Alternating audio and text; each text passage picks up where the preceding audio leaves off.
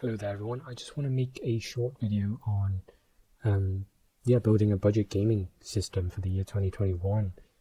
So the reason why I wanted to make this video is because a lot of the information out there on the internet, even on forums and Discord communities for building computers, I think the recommendations that they're giving aren't optimal in terms of price, performance and longevity. So they're either recommending AMD or the 4-core CPUs. And TLDR, I'm just going to tell you to get the i5 10400 or the 10400F because I think that has best price to performance at the moment. Everything else, it's up to you. It's a lot of personal preference, or it's set by what other components you choose.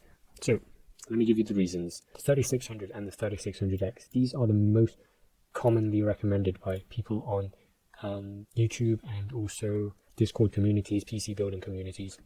And the reason why I don't recommend this right now is because look at the price. It's quite expensive for a budget build.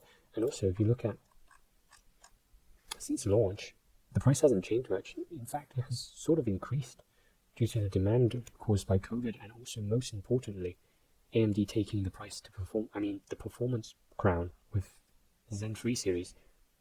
These things don't translate back a generation where Intel had the performance crown. It's just everyone's eyes are on it. Everyone's recommending these because, I don't know, that's AMD's the hot brand right now, the hot chip. So the price has gone up or relatively stayed the same, and that's not how it should be for more than a year-old chip. And that goes the same for the 3600X. So what would we get instead? A lot of people would then recommend 4 cores, but with 4 cores, I believe, and I already see that the gaming industry, they're going in the direction of 6 cores being the norm. You could already tell by the mid-tier gaming PC options, last gen being the most recommended, saying the best mid-tier gaming solution is also 6 cores, the i5 10600K. And also now, the best one currently is the 5600X, and that's also 6 core. You could see also in terms of how they design the games, there's a lot more open world aspects, a lot more players. The scale overall is larger with more HUD and more features.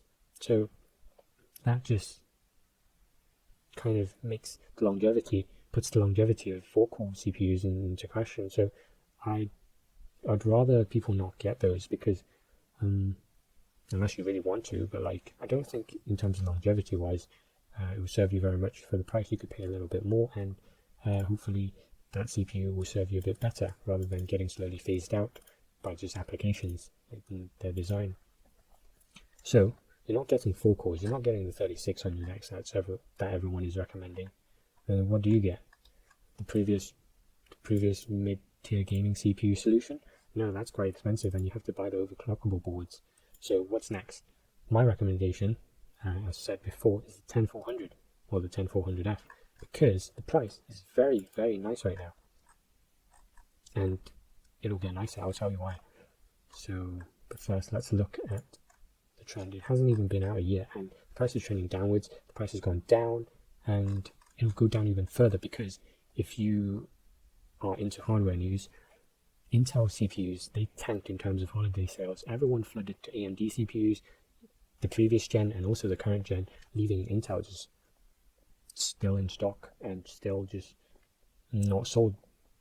Plus, another factor driving the price down is because Intel, they release their CPUs in the first half of every year, whereas AMD, they just released theirs, and due to them taking the performance crown, the price has gone high for everything for AMD.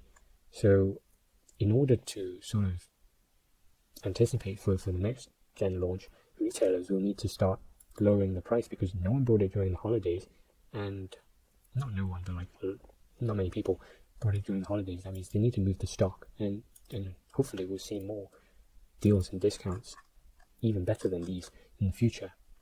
You could already see with a lot of manufacturers, in terms of motherboards, they're giving cashbacks and incentives for you to buy these Intel boards. It's because they need to sell these boards, or else the retailers won't restock them as much, because the last gen didn't sell very well. Why should they stock more of the next gen? So they need to give some incentives on their side. So what they've done is give pretty ludicrous cashbacks. So normal cashbacks, they give you like £20, £30. £30 is quite a lot, but around £20. But they're giving you £45 off for this bundle. Yeah, and this is a pretty cheap motherboard, so you're getting a pretty good saving.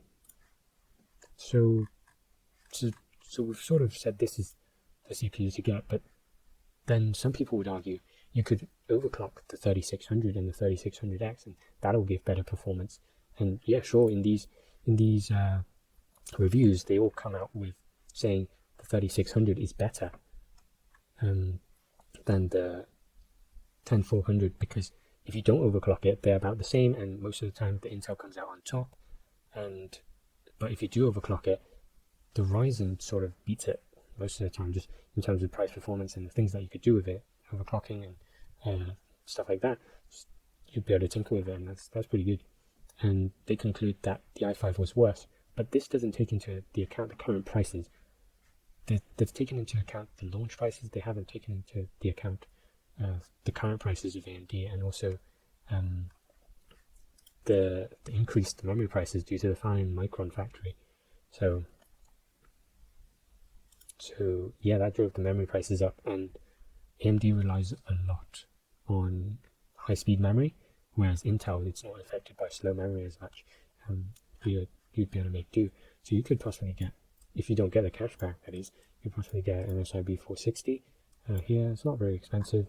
You could get that, or to take advantage of the cashback, that would be even cheaper than what we already spoke of, the other MSI board. So yeah, you could do that. And memory, you could just get a cheap 2666 memory, and this is generally a little bit cheaper than the higher speed memory. But I'll do one even better. Memory at the moment, the prices has gone up a little, and to get a cheap memory, you could go used, and memory is the safest thing that you could get used in terms of building a computer. So with the amount of people upgrading to AMD or changing to AMD, they need faster speed memory. What are they going to do with the slower speed memory that they have? They're going to sell it, and there's been a lot of people selling it, driving the slower speed memory prices down in the used market. So you could possibly save £20 to £30 on that, and that is what I've personally done, building a system like this. And you could do that as well, but we'll just stick with this price for now. And storage, this is largely personal preference, but I think a lot of people will make do with 1 terabyte SSD. Video card, cheap video card could be something like this. Of course, you could change it to whatever suits your needs in terms of graphical fidelity you want in games. You could possibly pair up with a 3070, and that'll be fine. You just need a more powerful power supply. And for cases, you could get pretty decent cheap cases. A lot of people get this, but like Cooler Master, Corsair, Fantex, they're usually quite expensive, but a lot of people don't look at Silverstone. Silverstone's pretty decent. They do tempered glass for a lower price, but you do miss those niceties from Corsairs and the bigger brands that you get, like a rubber grommet or like nicer cable management sleeves. But I'm sure you could just use the cable ties that they provide anyways. Silverstone and Thermaltake are good for cases. If you want to go even cheaper, you could go Aerocool or City. They do very cheap cases, save about £20 there in addition. So for power supply, you just need something that fits this. So maybe a 400 watt power supply. Oh, don't do it there. 400 watt power supply, that'd work for the current system. And you just, after you got your list, just go on Linus Tech Tips PSU tier list, and you just find something in the B tier or the C tier. B tier or the C tier. I wouldn't really recommend going with the D tier because that has higher chance of burning the house down, and you don't really want that, do you? So you could just get something cheap that is decent. System power 9, let's have a look. System power 9, that's in C tier, we could get that. That's very cheap as well. And there you have it, you pretty much have your system there. Operating system, operating system. A lot of people recommend All Keys, and those are the key websites where you could get it for like £20-30, but what I recommend is going to AliExpress and then type in Windows 10 Pro. It is personally what I have done, and you could get a Windows 10 key for pennies. It's worked for me, and they have pretty good reviews. And yeah, I don't really get anything from this, unlike what some of the people recommend. They usually get a kickback or something like that when you put a link in, and you could get a key just like that. To be on the safe side, you could pay with PayPal. If you don't get it, then you can refund it, but it's pennies. Might not be worth the trouble for you, but that's just personal preference. Yeah, hopefully with the money that you save, you could probably get a better monitor, keyboard, or mouse, or even save it for yourself. And if you take into account the cashback, well, you have a sub 600 system, and you could even cut the prices even more. You could get a cheaper SSD, you could get it on a sale, you could get a more powerful, you could get a less powerful video card, you get a cheaper case, you could get this power supply is already pretty cheap. And yeah, that's what I have to say.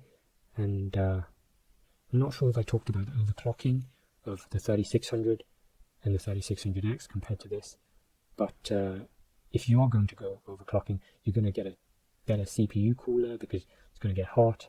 You might want to get a better motherboard because of the VRMs, and you might want to get a better power supply because you just supply more power, you want more stable power, and then by that time, including the difference in price of the CPU, you're paying 150 more just for about, let's say, 10% more max. And I personally don't think it's worth it if you're going for a budget system. You could spend on something else. That's the whole reason you're building a budget system, right? Because you have better things to spend your money on.